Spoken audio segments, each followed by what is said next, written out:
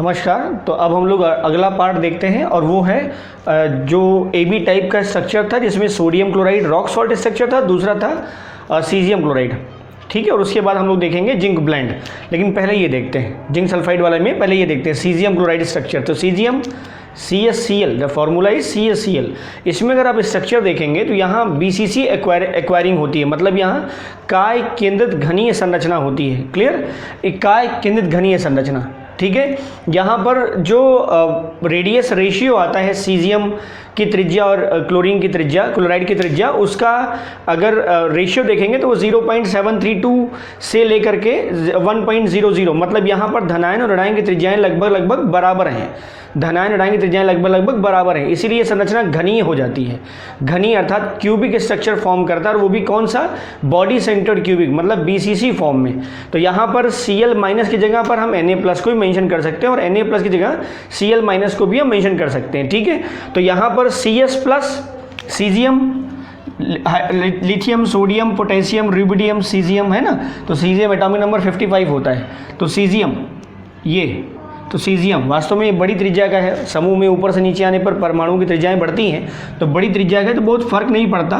तो ये सीजियम और ये Cl-, तो इसका जो त्रिज्या अनुपात आएगा इट्स नियर अबाउट 0.732 अप्रॉक्स, उससे से ज़्यादा होता है। तो आप कह सकते हो जो रेंज है वो 0.732 से 1 के बीच में होता है। तो लगभग 1 के बीच में होता है, मतलब इसका मतलब ये है कि धनायन ऋणायन की त्रिज्याएं लगभग बराबर हैं। तो ये body centred cubic structure acquire करता है। ठीक, अब यहाँ हम फिगर कुछ दिखा रहे हैं आपको, और उस फिगर में अगर आप देखेंगे तो यहाँ पर CS+ बॉडी के अंदर है। 8 कॉर्नर पे अगर आप देखेंगे, 8 कॉर्नर पे तो Cl- है। पहले वाले में इस स्ट्रक्चर में अगर आप ध्यान से देखें तो यहाँ पर CS+ बीच में है और 8 कॉर्नर पर Cl- है। इसी का हम उल्टा भी ले सकते हैं कि 8 कॉर्नर पे हम ले सकते हैं CS+ को और सेंटर पे क्या रख सकते हैं, Cl- को। तो जो बॉडी का सेंटर है वहाँ Cl- और 8 घन के कॉर्नर पर CS+। और उसके पहले वाला फिगर में क्या है कि जो 8 सेंटर हैं क्यूब के, 8 जो कॉर्नर हैं उस 8 कॉर्नर पर Cl- है और सेंटर पर CS+ है। क्लियर, तो त्रिज्या अनुपात जो आएगा इसका सीजियम क्लोराइड का वो रेंज है 0.732 से लेकर के 1.00, मतलब नियर अबाउट टू 1। तो नियर अबाउट टू का 1 का मतलब हो गया धनायन ऋणायन की त्रिज्याएं लगभग समान है। अब जरा केस देखो, इसमें 2 फेज हम देख रहे हैं। जो फिगर हम दिखा रहे हैं तो उसी का हम व्हाइट बोर्ड पे बना के दिखा रहे हैं। अब देखो यहाँ पर 8 कॉर्नर पे हमने ले लिया है Cl-, और जो डाइगन है, 4 डाइगन होंगे ना, क्यूब में 4 डाइगन है, उनका जो सेंटर होगा उस पर हम रख रहे हैं CS+ को। धनायन यहाँ है, चारों तरफ ऋणायन है। क्लियर, एक फेज तो ये है। इसी का इस तरह फेज भी देख सकते हैं कि 8 कॉर्नर्स पे है CS+, सीजियम क्लोराइड, और जो क्यूब का डाइगन का जो चारों डाइगन एक दूसरे को इंटरसेक्ट जहाँ कर रहे हैं वहाँ पर है Cl-। क्लियर, तो ये है Cl-, और इस केस में है Na+, इस केस में है Na+, या CS+। तो यहाँ धनायन, उसके चारों तरफ ऋणायन, और यहाँ ऋणायन, उसके चारों तरफ धनायन। अब आप इसमें यहाँ पर नंबर्स अगर हम काउंट करें, CS+ और Cl- के नंबर्स अगर हम काउंट करें तो देखो जरा, संख्या हम निकाल रहे हैं ना, इकाइयों की संख्या। तो इकाइयों की संख्या हम निकाल रहे हैं सीजियम क्लोराइड संरचना में कैसे निर्धारित किया जाए। तो वो देखो, चाहे इस फिगर को ले लो चाहे इस फिगर को ले लो, हम एक फिगर मेंशन कर लेते हैं, ये वाला, हम इसी के बारे में बात कर लेते हैं। ठीक है, तो कोनों पर Cl- की संख्या, अब देखो हर कोने पर कितना होता है, 1/8। कोने कितने हैं, 8। हर कॉर्नर पर जो Cl- आयन का भाग होगा वो 1/8 होगा। 3 बार काटोगे ना, कोना बनाना है तो 1/8 होगा, और कुल कोने कितने, 8। तो वहाँ पर हो गया एक Cl-। क्लियर, और घन के केंद्र पर CS+ की संख्या अगर हम देखें तो वो है सिर्फ एक CS, ये अकेला पड़ा हुआ है, और कहीं CS+ है नहीं है। यहाँ पर अगर हम कंपेयर करते तो 8 कॉर्नर पे हमें CS+ मिलता, एक कॉर्नर पे मिलता 1/8 इंटू 8, तो 1 CS+ हो जाता इस केस में, और सेंटर पे होता एक Cl-। तो अगर हम ऐसे देखें तो ये हो गया एक Cl- और एक हो गया CS+। तो कुल इकाइयों की संख्या कितनी आ गई, एक CS+ और एक Cl माइनस, तो आप कह सकते हैं एक सीजियम क्लोराइड, एक सीजियम क्लोराइड। क्लियर है? तो ये बॉडी सेंटर्ड क्यूबिक स्ट्रक्चर है सीजियम क्लोराइड का, जिसमें सीजियम क्लोराइड की इकाइयों की संख्या है एक, मतलब एक Cs प्लस है और एक Cl माइनस। अब इसी में जल्दी से देखो कोऑर्डिनेशन नंबर, ठीक, कोऑर्डिनेशन नंबर Cs प्लस के लिए हम निकाल रहे हैं, तो Cs प्लस की किसके सापेक्ष, Cl माइनस के सापेक्ष तो अगर आप देखें तो जो सेंटर में है सापेक्ष कोऑर्डिनेशन नंबर, इसके सापेक्ष कितने Cl माइनस उसको कवर किए हुए हैं 8। इस बीच वाले को कितने कवर किए हुए हैं 8। हम एक फिगर दिखा रहे हैं, फिगर में भी देखो ध्यान से, तो उसमें एक जो Cs प्लस बीच में हम मेंशन कर रहे हैं, उसके चारों तरफ ऊपर भी 4 और नीचे भी 4, Cl माइनस तो 8 हो गया, तो 8 कोऑर्डिनेशन नंबर। इसी का रेसिप्रोकल उल्टा फॉर्म कर लो, Cl माइनस बीच में है और ऊपर की तरफ 4 Cs प्लस और नीचे भी 4 Cs प्लस, तो यहाँ Cl माइनस की Cs प्लस के सापेक्ष जो कोऑर्डिनेशन नंबर आएगा वो कितना आएगा 8।